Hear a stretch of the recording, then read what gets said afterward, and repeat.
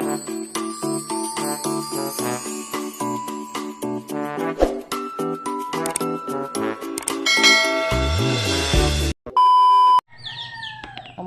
sa lahat. Maayong buntag sa tanan. Welcome back again to our channel, Manang Abet Channel.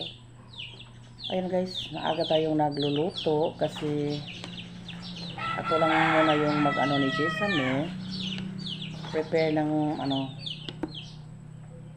pang-agahan para makaalis ng maaga sa eskwelahan kasi yung papa niya ay may nilakad, maagang umalis kasi ako lang muna yung ni Jason sa kanyang pagkain para sa umaga.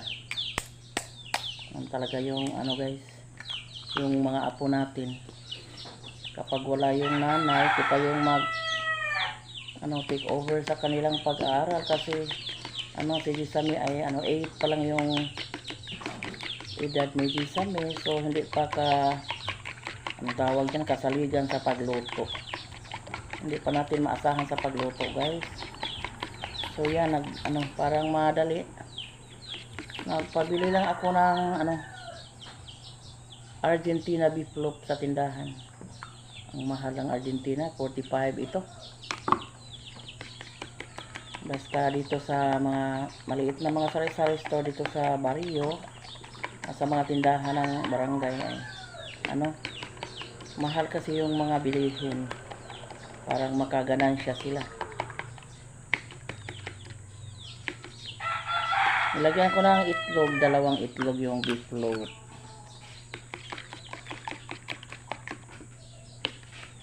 Dali din. Dili mo mag-uniform. Say hi to tita. Hi tita. Pabili ako ng mantika. Panood live ako. Nag-umang biskwit ya, oh. Ibiyaan na pa mo. Dito na din siya naligo sa sa banyo namin kasi sabi niya maginaw doon sa labas. So, dito na lang ako kasi kawawa naman. Diferensya yung mag-alaga yung papa kay kumpara sa ina na maagang umalis si Jason kasi manisid ng isda doon sa dagat. Yun yung mahilig sa kanyang papa, hanap ng mga kapag may kasama doon sa dagat magpunta. So ayan, magluto na tayo ng itlog kasi nagbihis na si Jisami sa kanyang pang-isa na yung beef loaf na naluto ko guys. Dinurugan ko ng yung beef loaf, nilagyan ko ng itlog para parang madako-dako guys. Pila ka buk imong baon day. Jisami kain na si Jisami. Sige na. Pila ka buk imong baon day. 2, 3. 3.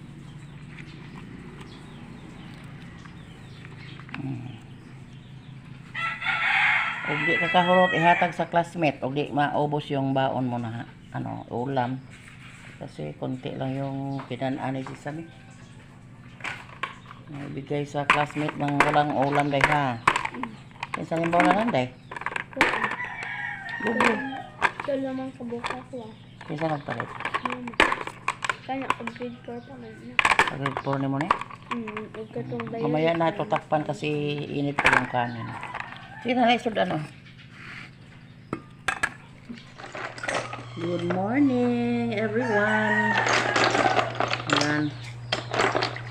Ito tayo na naman guys.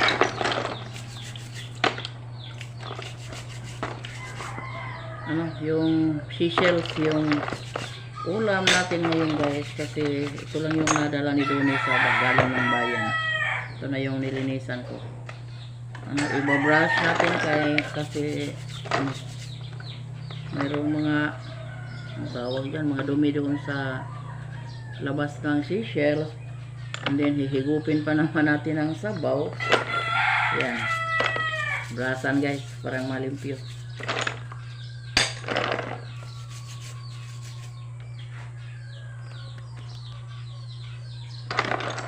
Ayan, pag isa-isahin natin pag linis, parang masarap yung higop natin. Mas ano ngayon yung isda ko sabi ni Donnie guys, kasi hindi ako nakasabay na sa paghatid sa ating sa pinsan ko na nandun sa terminal nagpahatid. Pumunta daw siyang ibang bayan, sa Hagna daw siya, sabi niya, kasi doon siya magde-deliver, doon siya maglalako ng walis doon sa bayan ng Hagna. So maaga silang punta doon. Sila doon dumaan sa isdaan. So yun yung nabili niya, kasi mahal daw yung isda ngayon, kasi tawag dyan, buwanon guys, maliwanag yung buwan. So basta sabi nila, basta maliwanag yung buwan, mahal yung isda, kasi konti lang yung huli sa kanila mga isda. So yan, buti na lang may bungkaliw, tawag dyan sa Seychelles na ito, bungkaliw. Guys, tanglad rin katapat nito at saka luya, pahit na, sarap na yung higop natin sa sabaw ng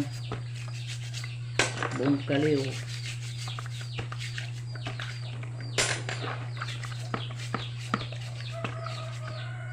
Sorry guys, wala pa tayong ligo kasi wala pang tubig. Mag-igib pa ako ng tubig guys.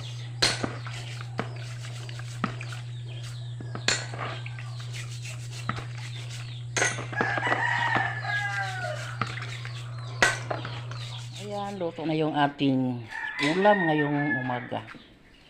Magsabaw tayo sa umaga guys, kasi maginaw, nag-uulan kasi. Mayroon na namang umaambon, daming ambon sa langitan.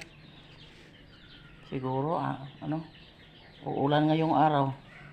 Mayroon pa namang konting patak-patak ng ulan. Simula na. So yan, andin mayroon din tayong inihaw na isda, 2 piraso. So kain tayo guys ng Seychelles bungkaliw.